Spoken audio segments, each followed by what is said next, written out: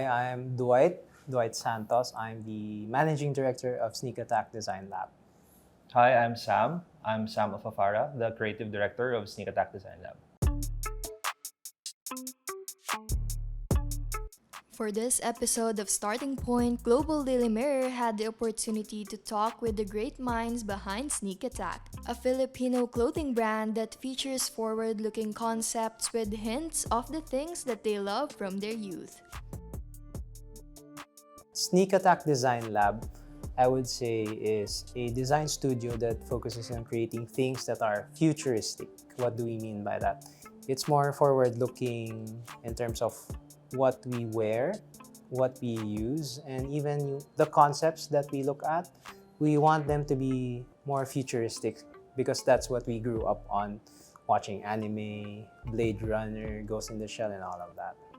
I think very simply, I can say SNK ATK is a technical design studio.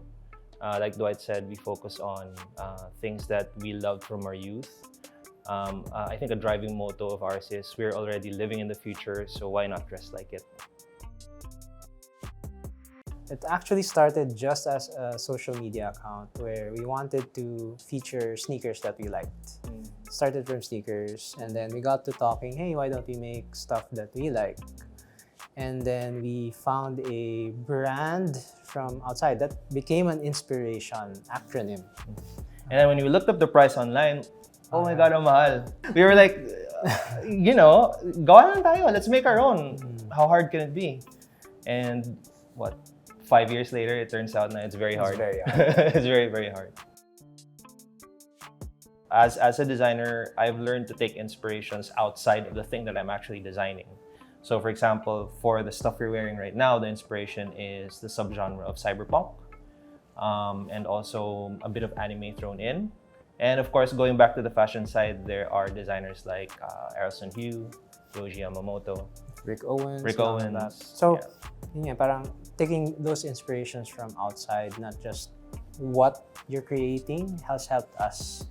Because you don't live in a vacuum wherein you feel that it's good, then when you release it, it doesn't sell.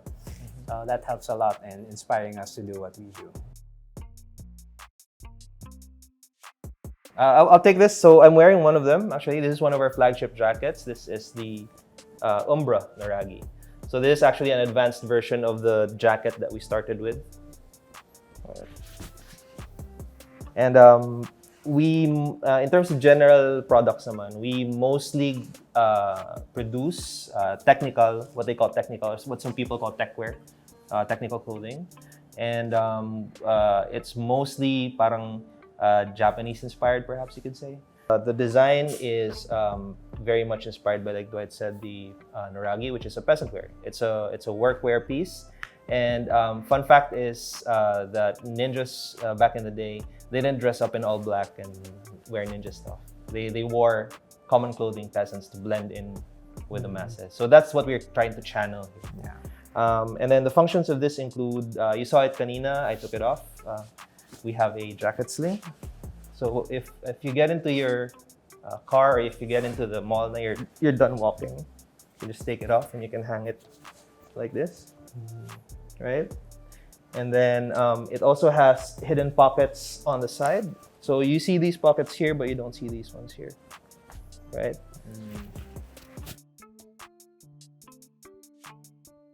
So as a design studio, the day-to-day would be a lot of ideation, a lot of brainstorming, but also a lot of designing on different software, on pen and paper, and even just looking at inspiration. We look at runway shows, we look at pop culture, we look at shows, movies, and all of that. And then we try to condense it into what we want to produce.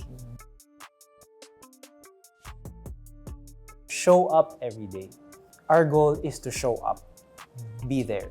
So if you expect to succeed 365 days in a year, the chances of you failing is very high. Just one failure and you feel that, oh, I suck. That girl on Facebook who has 3 million followers is better than me. But if my goal every year is to just show up even though I feel bad, then the chances of succeeding is good because Maybe I'm just sick 5 days a year. If you don't get COVID, maybe 14 days. And then if you succeed, it's even a bonus. So we try to teach even the young guys in our team to live that way. Because we live in an age wherein you're exposed to so much success. Everyone's preaching hustle culture. If you just hustle, you're a success. But it's not always that way. I think I can answer this question from a creative's standpoint din naman. Kasi creativity and business are like oil and water. It's really hard to mix them both, right? Because as a creative, you may not be that attuned to what a business needs to survive or what you need to take your talent and your creativity to make it a business, right? So I think the most important thing is also finding people who know more than you. Rarely should you be the smartest person in the room because in that case, you won't be learning. Pag alam mo na lahat, you go into the room, wala na, right? So always seek out people who are smarter than you, who know more than you in a certain aspect that you may be weak at. Because especially in the fashion business, a favorite interview of Yoji Yamamoto is when he was talking to an interviewer and he said like the lesson that he most treasures is fashion and business are like this, right? You can't just make beautiful clothing and then put it on the runway and expect people to buy it. You also have to have the background and the business systems and processes to support it. Otherwise, wala lang. It's just pretty clothing.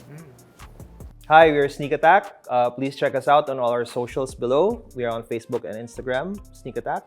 And we're also online if you want to shop, SNKATK.co. And then if you want to touch and feel the items, fit it, go to our retail partners, go to Brat Pack at Greenbelt and other branches, and unbox Green Hills.